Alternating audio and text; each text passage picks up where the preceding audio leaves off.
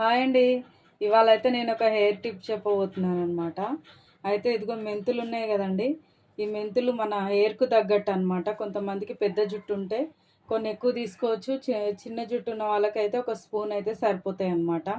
మామూలుగా చిన్న జుట్టు అంటే పోనీటెల్ అట్లా ఉంటుంది కదండి, ఆ హెయిర్ ఉన్న వాళ్ళకనమాట.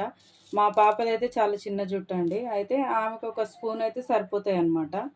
ఈ మెంతులు ఇంకా పెరుగండి. మెంతులు నైట్ నానబెట్టుకోవాలన్నమాట. మంచిగా వాటర్లో వేసి నానబెట్టుకోవాలి.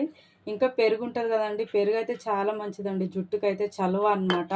మెంతులేమో జిగురు, జుట్టు ఊడిపోకుండా గట్టి పడుతుంది. పెరుగేమో చలువ అనమాట. అయితే నేను ఏం చేసిన అంటే ఇది నానబెట్టుకోకుండా ఆల్రెడీ నేను మిక్సీ చేసి పెట్టుకున్నాను అనమాట పౌడర్ అయితే.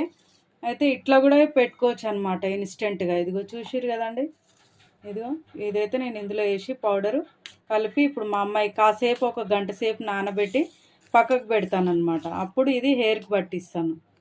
ఓకేనా అండి? ఈ చిట్కా నచ్చితే కనుక ఖచ్చితంగా మీరు కూడా ట్రై చేయండి. బాగుంటుంది అనమాట. పిల్లలకి హెయిర్కి చాలా బాగా పనిచేస్తుంది.